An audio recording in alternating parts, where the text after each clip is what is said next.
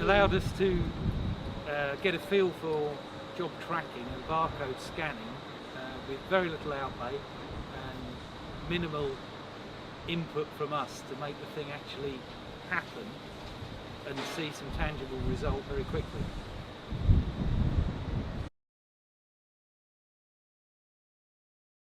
It made it very easy for us to take the first steps, and it's taught us a lot about what we need to do to make a system like that work as well. So it was a very simple way for us to get started on a project at very little cost. See lots of potential benefits, and the immediate benefit is that we've got much more visibility about what's happening on our shop floor at any one time and where certain items could be. And we've already learned to leverage the system a bit to report back to us where there's a problem.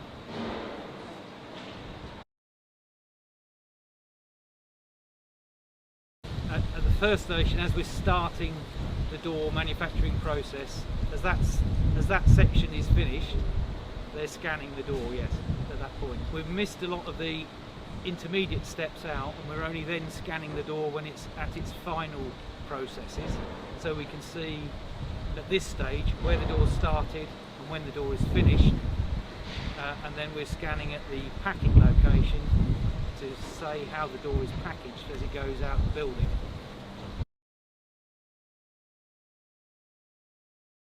Yeah, we're already talking to your team about one of their other projects, which is a digital job card. We're seeing whether there's some synergy between those two projects. We can perhaps hopefully merge or learn a bit off one or other of the projects to work together.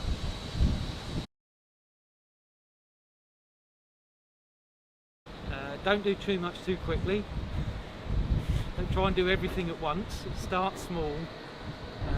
Like we have there, just the start, just the end. We've probably got another 7 or 8 processes we'd potentially like to track, but it would have been information overload at that stage to try and do that day one. It was too much, would have been too much, and we'd have got it wrong, quite frankly. We wouldn't have made it work, and we wouldn't have understood where it was working and where it wasn't working. So start small, start simply, and also showed the holes we'd got in our system where we didn't have correct information at the right places. We didn't have the correct barcodes at the right places. Not great for a barcode tracking system, but we're now updating our systems to work because we can see how they need to work. It's taught us to improve our systems so we can then use the tracking system more effectively.